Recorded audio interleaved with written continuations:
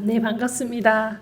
이렇게 멋진 자리에 도시 주제로 불러주셔서 너무 감사드리고, 제가 오늘 준비한 주제는 지방 소멸에 대한 이야기인데, 이미 앞서 미래 일자리에서 말씀을 해주신 것처럼 도시 전문가들에게도 이 주제는 굉장히 좀 중요한 주제입니다. 그래서 아마 미래를 민주주의 기반으로 꿈꾸시는 여러분들에게 조금 도움이 될 만한 인사이트를 나눠드리는 자리, 그리고 저의 주장 같은 것을 좀 담아보았습니다. 제가 오늘 조금 몸이 좋지 않아서 말이 조금 톤앤매너 이럴 수 있는데 양해해 주시면 감사드릴게요. 네, 일단 저는 엔스페이스라는 회사를 창업했고 올해가 딱 저희 회사가 10주년이 되는 해입니다. 저희 회사가 좀 그동안 해왔던 일은 이제 공간을 공유하는 일, 도시의 자원을 이렇게 활성화시키는 일들을 좀 다양한 형태로 해왔고, 좀 대표적으로 대중적으로는 스페이스 클라우드라는 앱으로 많은 공간들을 이제 활성화시키고 많은 분들이 도시의 공간 자원을 좀 이렇게 접근하기 좋게 만드는 일들을 10년간 해왔던 것 같아요. 네, 저희들이 갖고 있는 직업적 아이덴티티는 소셜 디벨로퍼라고 해서 부동산을 개발하고 부동산에 관련된 서비스를 만드는 일을 하는데, 거기에 소셜을 붙이면 일종의 임팩트를 추구하는 일들을 보탭니다. 그래서 돈 되는 부동산만 하는 게 아니라 어떻게 하면 오늘 주제인 지역 활성화를 시키는 일, 지역의 커뮤니티를 짓는 일, 이것도 하나의 소셜 디벨로퍼들의 직업적인 역할 범위라고 생각하고 오늘 주제를 준비하게 됐습니다. 지방 소멸은 사실 이제 마스다이로야라고 해서 일본이 우리나라보다 먼저 지방 소멸을 겪은 지역이기 때문에 그 총무성의 그 한 정치인이 만든 용어입니다. 2014년에 이제 공개가 됐고, 그래서 일본이 이대로 가다가는 2040년이 되면 지방이 다 소멸될 것 같아. 갖고 있는 1700개 정도의 그 시정촌, 우리나라 지자체 같은 단위인데요. 절반이 소멸될 것 같아 라는 위기감을 갖고 이 지역의 인구를 한 1억 정도까지 만들자 라는 전략을 가지고 만든 용어가 지방 소멸이란 단어입니다. 근데 우리나라도 비슷한 형태를 보이고 있고 너무 잘 알고 계시다시피, 그래서 2021년 10월에 행안부가 조사를 했는데 우리나라의 이제 인구 감소 지역이 89곳이 지정이 됐고, 미래 학자들에 의하면 이 속도가 굉장히 일본보다 빠르다, 이런 이제 위기감을 다들 갖고 계신 것 같아요. 그래서 2022년에 정부에서 아예 그냥 연간 한 1조 단위로 10년간 한 10조 정도의 엄청난 기금을 조성을 해서 이거를 이제 지자체 중심으로 인구 활력을 만들고 감소를 줄이는 다양한 이벤트 혹은 정책, 이런 활력 제도를 만드는데요. 정말 많이 쏟아지고 있어요. 제가 갖고 있는 자료뿐만 아니라 뉴스를 검색해 보시면 매일같이 자치구마다 이런 정책들이 나오고 있는 것 같은데요. 근데 이게 이런 게 의미가 없다는 게 아니라 조금 더 근본적으로 사실 저희가 좀 생각해 볼 만한 주제는 있는 것 같아요. 이 예산을 이렇게 집행하는 것만으로는 사실 문제가 좀 해결이 되지가 않죠.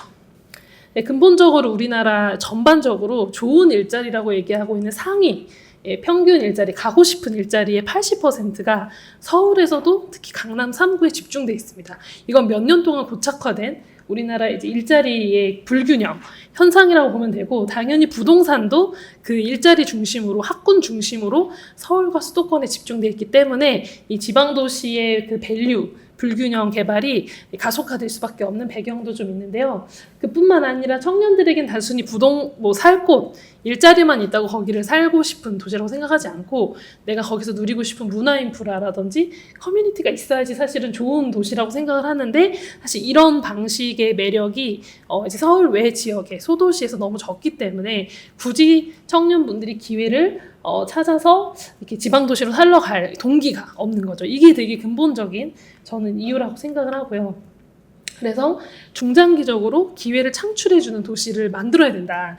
지금부터 그런 도시를 저는 민주주의를 고민하는 청년들이 사실 선언해야 될 것 같아요. 우린 이런 도시 살고 싶고 이런 도시를 만들어내라 라고 저는 정치권뿐만 아니라 시민사회 이야기를 좀 해야 될 것 같은데요. 저는 그거를 라이프 에셋, 그러니까 좀 삶의 자산이 좀 있어야 되고, 이 청년들에게 자산이 없거든요. 이 부동산 자산일 수도 있고 어떤 자산이 있어야 되고, 이 자산을 같이 향유할 수 있는 지역 커뮤니티가 있을 때 그 지역을 매력적으로 느낄 것 같아요. 참고로 제가 올해 제주도로 이사를 했어요. 서울 송파구에 살다가 제가 대표적으로 이런 라이프 에셋과 로컬 커뮤니티를 찾아서 제주도로 이사한 정착한 청년인데요. 네, 이제 정책적으로 봤을 때는 대상지를 잘 선정하고 그곳에 살기 위한 재원이라든지 거기 함께 할 만한 어떤 수요를 사실은 만들어야지만 도시라는 정책들이 만들어지는데 이 부분에 있어서 우리나라만의 어떤 지방 활성화, 소멸을 막는 전략을 수립하기 전에 해외에서는 어떻게 비슷한 고민을 하는지를 조금 조사해 봤습니다. 자료집에는 좀 자세하게 나와 있을 텐데 시간상 포인트만 조금 잡아본다면 이 사례들이 완전 베스트 사례라고만 볼 수는 없을 것 같아요. 이게 완벽한 대안이라기보다는 지혜를 좀 얻어오자는 차원에서 좀 가지고 왔는데요. 아마 가장 대표적으로는 일본의 지방창생 정책이 있을 거예요. 도시 전략적으로는 이 일본이 고민했던 것은 여기도 똑같이 도쿄가 1극이다. 도쿄를 중심으로 모든 것이 다 집중화되어 있기 때문에 이 과밀화된 극을 한 극으로 되어 있는 도시를 분산시키자 해서 지방 소도시마다 여러 극을 만드는 일종의 다극 정책. 그래서 컴팩트 시티. 그래서 도시를 이렇게 포인트를 잡아서 의료 생활이라든지 문화 복지에 극을 하나씩 만들어주고 그 주변을 이렇게 바운더리로 만들어주는 방식으로 지방 소도시에 극을 만들어주는 일종의 정책이라고 보시면 될 것 같고요. 그리고 그 마을마다 단위가 마을이다 보니까 일자리라든지 청년들이 올 수 있게 되게 유명했던 게 이제 그 청년들 정착 자금 3년 동안 지원해줘서 뭐 우리나라 돈으로 치면 4천만 원 정도를 급여를 주는 형태로 해서 정착을 한시적으로 시키는 거죠. 그래서 살아보고 괜찮고 머물만 하면 그 도시가 나의 도시가 되게 하는 그런 이제 생활 지표를 20가지가 넘게 정량적으로 만들어서 되게 적극적으로 총무성에서 모든 지방 도시에 전략을 수립을 했어요. 그래서 지금 이제 요 정책을 수립한 지 한 10년이 됐고 우리나라도 많이 보고 있는 팔로우하고 있는 제도인데 소기의 성과가 좀 나오고 있다라는 이제 피드백인데 여전히 고군분투라는 점도 이제 일본도 갖고 있는 것 같습니다. 근데 어쨌든 사람에게 투자하는 방식, 소프트웨어 투자 방식으로 사람을 보낸다 지방으로. 이게 이제 일본의 선택한 전략인 것 같아요. 영국은 제가 개인적으로 굉장히 흥미롭게 보고 있는데 도시 재생으로 굉장히 유명한데 여러 가지 이유가 있지만 영국이 매력적인 이유는 근데 이 커먼즈라는 이제 땅이 있습니다. 영국의 전 국토는 여왕의 것이기 때문에 비어 있거나 국공 유지를 이제 커먼즈라고 부르는데 이 커먼즈를 2011년도에 영국에서 로컬리즘 액트라는 법을 만들어요. 그래서 그 영국의 그 자치 지역에서 활동하고 있는 사회적 기업들 사실 사회적 기업을 여기서 우리가 갖고 왔다고 해도 과언이 아닌데 커뮤니티 인터레스트 컴퍼니라는 그룹이 있습니다. 요 CIC로 지정이 되면 뭐 미너일즈 스페이스나 해크니 협동조합처럼 그 지역의 커먼즈를 최대 100년까지도 관리하고 개발할 수 있는 권한이 있어요. 실제로 저희가 인터뷰도 많이 해왔던 팀들인데 몇 가지 이제 사회적 가치랑 이익을 제안하고 그 이익을 다시 공동체에 기여하기만 하면 사실은 티켓십이 없이 지역을 위한 부동산 회사를 만들 수 있습니다. 그래서 무려 영국은 앞으로 지나갔는데 영국은 15,000개의 CIC 회사가 등록이 돼 있고 이들이 비어있는 우리나라로 치면 우리나라도 되게 비어있는 공유재산이 많거든요. 그 재산들을 공무원의 허락을 받는 용역이나 어떤 위탁 방식이 아니라 자기네들이 직접적으로 사업 기획을 하고 총괄을 하고 자산을 관리할 수 있는 권한이 있어요. 이 제도를 사실 좀 한국에서 많이 팔로우하면 재밌지 않을까 이런 생각을 좀 하는데 되게 많이 도움이 되는 프로젝트들이 있습니다. 근데 뉴욕 같은 경우 이거 좀 큰 얘기긴 한데 그 배터리 파크 시티라는 곳이 있습니다. 간척지를 만든 곳인데 비싼 동네예요. 도시재생이나 지방소멸과는 좀 먼 도시일 수 있는데 여기 조성하는 방식이 조금 흥미롭습니다.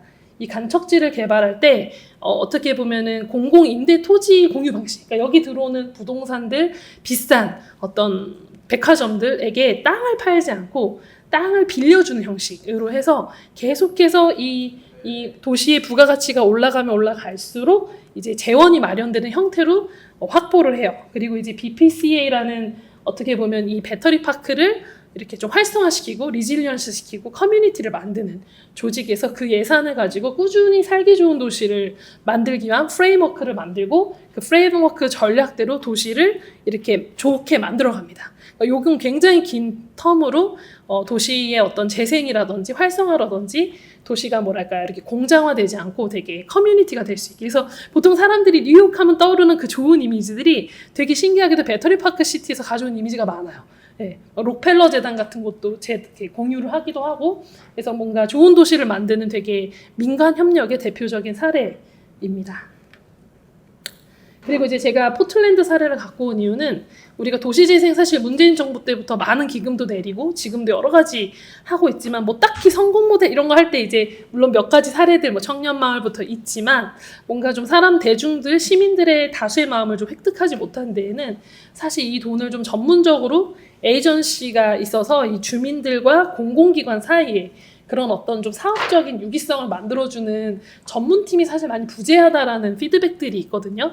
근데 이제 포틀랜드가 그 문제를 풀었어요. 포틀랜드는 나이키나 되게 큰 이제 대형 이제 회사들부터 큰 자본의 회사부터 되게 조그만 로컬 브랜드들까지 굉장히 조화롭게 도시를 되게 만들었던 것으로 되게 유명한 도시고, 그래서 라이프스타일 시티로 굉장히 이제 손꼽는데 그걸 만들어가는 뒷단에 그 균형추를 만들어가는 전문 에이전시 비영리 기구가 있습니다. 프로스퍼 포틀랜드라는 팀이 있는데 이 팀이 포틀랜드의 이제 주 정부랑 같이 연합을 해가지고 그 수많은 이해관계자들을 되게 이제 균형 있게 만들어가는 전략으로 꾸준히 롱텀하게 도시를 만들어가는 힘이 있어요. 이런 것이 사실 지역마다 있어야지 사실은 예산만 내린다고 문제가 해결되는 게 아니라 이 문제를 잘 풀어갈 수 있는 전문 에이전시들이 지역마다 필요하다. 이것도 사실 우리가 지역 육성 정책에서 되게 좀 중요한 전략이지 않을까라고 생각을 해서 좀 자료를 가지고 왔습니다. 네, 이런 좀 선진 사례들 제가 짧게 프리뷰를 해드렸는데 자세히 읽어보시면 정말 재밌는 자료들이 많은데요. 한국은 그럼 이제 어떻게 그 아이디어를 이 지방 소멸을 받고 좀 살기 좋은 소도시, 아까도 나왔는데 살기 좋은 소도시, 매력적인 작은 도시들을 내 도시로서 인지하고 청년 세대가 혹은 새로운 세대가 그 도시에 머물게 할까를 좀 고민해 보면, 저는 첫 번째로 전국에 저활용되는, 그러니까 아까 영국 케이스처럼 활용되지 않은 부동산이 무려 740조 규모의 자산이 있습니다. 이 자산들 중에 60-70%가 노후화돼 있고 주인을 못 찾고 놀고 있어요. 이런 자료들을 약간 단순히 이제 용역이나 공간을 잠깐 써보는 방식이 아니라 좀 적극적으로 활용해서 자산화시키는 방법으로 이렇게 보면 민간과 같이 이제 공동 개발하는 그런 권한들이 지금보다 조금 더 적극적이어야 될 것 같아요. 그런 사례들이 그런 자원을 좀 썼으면 좋겠고, 지금 이제 앞서 말씀하신 미래 일자리의 케이스에서 나온 것처럼 전국에서 만들어지고 있는 다양한 로컬 창업가들이 실패할 가능성이 높아요. 사실 우리나라 자영업의 현실은 녹록지 않습니다. 실패할 가능성이 많지만 그 실패되는 과정과 도전에 대한 펀드라든지 그것을 좀 이렇게 서포트할 수 있는 조금 에이전시가 있으면 그런 성공률도 좀 높아지고 정착률도 좀 높아지지 않을까. 그 두 가지가 조금 우리가 부재하다. 예산도 있고 문제의식도 있는데 구체적인 솔루션을 만들어가는 방법이 조금 제가 볼 때는 조금 더 우리가 관심 있게 들여다봐야 될 것 같습니다. 도시 관점에서.